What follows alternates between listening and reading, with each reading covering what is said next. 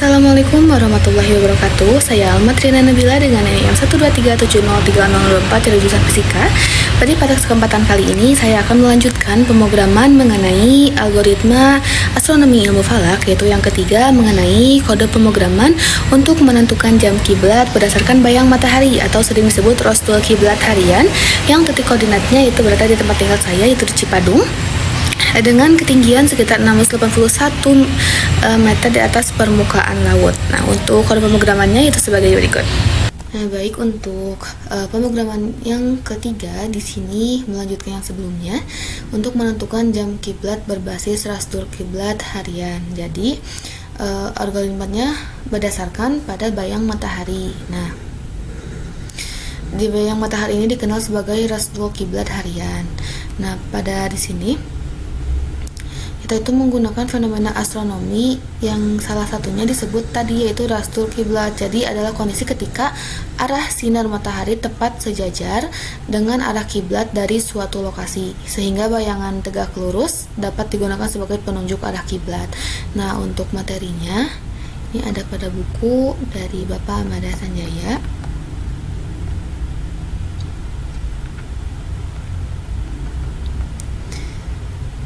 Di sini jam kiblat waktu ketika kita dapat menggunakan bayangan posisi matahari sebagai petunjuk arah kiblat. Nah, seperti ini. Jadi ini bayangan tongkat sore hari misalkan, kemudian ini arah sinar mataharinya, lalu ini ada bayangan dari mataharinya. Nah, kemudian terjadi dalam dua kondisi, yaitu kondisi posisi matahari berada di antara Ka'bah dan lokasi yang dicari arah kiblatnya. Nah, dalam kondisi ini matahari berada pada arah kiblat antara lokasi dan Ka'bah, maka arah kiblat yang ditentukan oleh bayangan tongkat benda tegak lurus permukaan ke arah pangkalnya. Nah, dalam kondisi kedua, pada gambar kedua juga, di sini lokasi yang dicari arah kiblatnya matahari tepat membelakangi arah kiblat, sehingga dalam kondisi lokasi yang dicari arah kiblatnya berada di antara Ka'bah dan matahari, maka arah kiblat dapat ditentukan melalui bayangan tongkat berada tegak lurus ke arah ujungnya. Nah, di sini jadi dapat disimpulkan bahwa ketika matahari berada di antara lokasi pengamat dan Ka'bah, maka kondisi ini arah kiblat ditunjukkan oleh bayangan tongkat ke arah pangkalnya. Sedangkan ketika matahari berada di belakang arah kiblat, pada kondisi ini maka bayangan tongkat ke arah ujungnya. Dengan demikian, maka garis bayangan benda tegak akan sejajar dengan arah kiblat. Nah, formulasinya di sini ada jam kiblat secara matematis diformasikan yaitu sebagai zuhur tambah 1/5 SF min SQ. Nah, faktor 1/15 ini tuh muncul karena bumi berotasi 15 derajat setiap tahun, setiap 1 jamnya. Nah, kemudian tiga komponen itu SF dan SQ. Nah, waktu zuhur ini ditentukan dengan mempertimbangkan zona waktu lokasi, bujur geografis, dan EOT-nya. Kemudian ihtiyat juga. Kemudian SF ini itu adalah sudut arah kiblat. Jadi arah kiblat dari suatu lokasi tergantung dari menggunakan trigonometri bola, mempertimbangkan lintang dan bujur lokasi serta lintang dan bujur dari Ka'bah di Mekah. Nah, kemudian parameter SQ ini tuh posisi matahari. Jadi dipengaruhi oleh deklinasi matahari, lintang geografis lokasi, dan juga parameter SF yang tadi. Nah, sehingga deklinasi matahari itu dihitung menggunakan algoritma Jasmus yang berbasis Julian Day dan sudut tanggal, sehingga nilai deklinasi berubah setiap hari. Nah, untuk pemrogramannya di sini,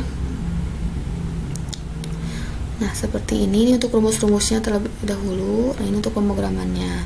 Jadi untuk pemrogramannya ini untuk headernya di atas, kemudian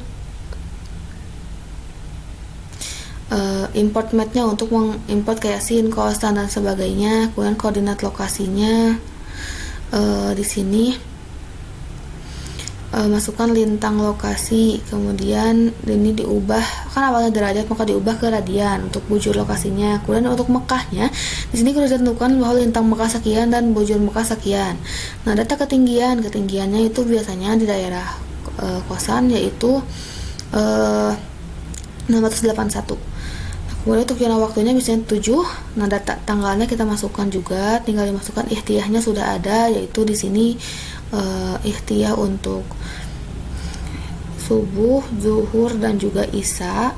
Selisih imsak dengan subuh itu sebagai berikut. Nah, di sini adalah bagian untuk menghitung arah kiblatnya atau azimut kiblat. Ini selisih bujur lokasi dengan bujur Mekah di print. Kemudian A ini adalah variabel untuk membuat rumusnya rapi. Ini parameter SF. Nah, di sini jadi ini tuh bentuk rumus arah kiblat azimut dari trigonometri bola. Nah, selanjutnya untuk key degrees atan ini adalah atan ini tuh merupakan digunakan supaya sudut tidak salah kuadran, lebih aman dibandingkan atan Y per X. Kemudian dikonversi kiblat ini terhadap utara, formatnya 0 sampai 360 derajat. Nah, tujuannya itu supaya azimut kompas dihitung dari utara searah jarum jam 0 sampai 360 derajat. Nah, kemudian ubah di sini ubah ke derajat menit detik. Nah, di sini kiblat ini ubah ke derajat menit detiknya, kemudian di print. Nah, untuk shader cetak header outputnya. Nah, kemudian di sini H in rank, jadi ulangi perlu hitungan untuk setiap tanggal dari awal sampai akhir. Nah, di sini untuk format tanggal 1, 2, 3 dan sebagainya yaitu ini. Kemudian untuk Julian Day-nya itu di sini JDUT, karena di sini kita lihat Julian Day. Nah, seperti ini JD, masukkan ke sini. Kemudian kalender Gregoriannya T2. Kemudian di sini ada hitung untuk deklinasi matahari atau DM. Ini STT dulu, kemudian DM 1 23,264, DM 2. DM itu deklinasi matahari delta derajat, deltanya dalam radian kalau DMR. Nah, dalam radian. Kemudian hitung EOT, equation of time-nya. Jadi hasilnya tuh nanti EOT itu dibagi dalam menit, karena dibagi 1000.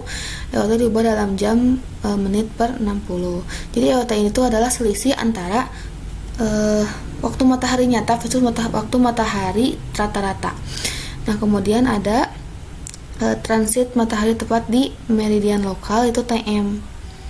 TM di sini 12 ini adalah acuan tengah hari rata-rata jam 12. Kemudian TZ ini tuh menyesuaikan zona waktu. BL per 15 koreksi karena bujur itu 15 derajat sama dengan 1 jam. EOT per 60 itu koreksi EOT. Nah, ini untuk pembulatan saja, DWZM TM plus ini untuk pembulatan. Nah, untuk selanjutnya zuhur. Di sini misalkan zuhur untuk pembulatan. Kemudian ini untuk perhitungannya. Nah, ini untuk cross dulu kiblatnya. Di sini tuh kotan D sama dengan sin radian lintang kali tan radian ki. Nah, D ini dibentuk dari kombinasi lintang lokasi dan sudut kiblat. Nah, kemudian kotan ini tuh sebenarnya variabel bentuk menghasilkan D. Nah, sehingga kita akan menghitung E dari deklinasi matahari, cos E sekian. E ini didapat tadi hubungan trigonometri antara deklinasi matahari, lintang lokasi, dan sudut, karena pakai akos, hasil sudutnya 0 sampai 180 derajat. Nah, digabungkan jadi F. Ini rumus-rumusnya D tambah E jadi F. Nah, kemudian ini F per 15, ini tuh sudut jam 15 derajat per jam. Kemudian plus 12 yaitu baris tengah hari, EOT-nya equation of time-nya. Itu yang ini adalah koreksi meridiannya zona waktu versus bujur lokasi. Nah, ini tuh diubah ke menit, lalu cetak hasilnya. Kita akan coba running. Untuk lintang lokasinya, kita akan menggunakan di sini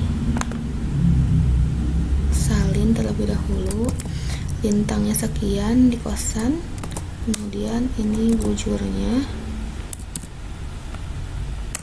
Lalu untuk ketinggian lokasinya 681 tadi. Untuk zona waktunya 7, untuk masukkan tanggal awal tanggal 1 sampai 31 Desember, bulannya bulan 12, tahunnya 2025. Nah, di sini tuh muncul bahwa Tadi karena kita memasukkan lintang lokasi, maka lintang Mekah dan bujur Mekah sudah otomatis ada. Nah, ihtiyah awal zuhurnya itu 4 menit. Nah, kiblat terhadap utaranya itu yaitu 295,14671. Nah, itu adalah azimut kiblat dari utara searah jarum jam. Kemudian ada kiblat terhadap utara di bawahnya yaitu 295,849. Nah, di sini pada baris pertama misalkan zuhur tanggal 1 zuhur itu 1943 tapi jam kiblatnya itu adalah 8,55 WIB. Jadi ini tuh merupakan momen rasdul kiblat harian pada hari itu. Nah, kenapa di sini tuh jam kiblatnya pagi semua? Karena dalam rentang tanggal Desember untuk lintang Bandung hasil perhitungan menunjukkan momen sinar matahari sejajar arah kiblat terjadi di pagi hari. Nah, ini tuh normal karena jam kiblat harian tidak selalu siang, bisa pagi, sore, baik pagi atau sore tergantung dari lintang bujur lokasi, deklinasi matahari dan nilai arah kiblat lokasi. Nah, kenapa tiap hari jam kiblatnya ini makin turun?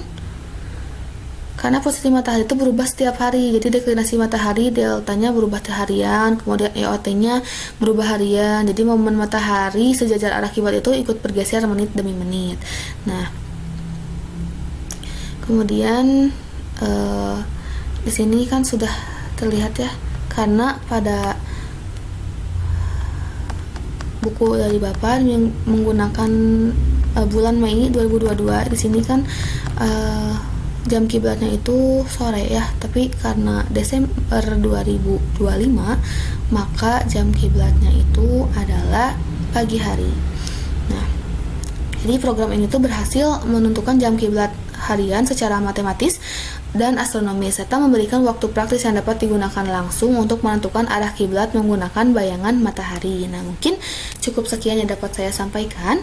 Mohon maaf apabila ada kesalahan. Wassalamualaikum warahmatullahi taala wabarakatuh.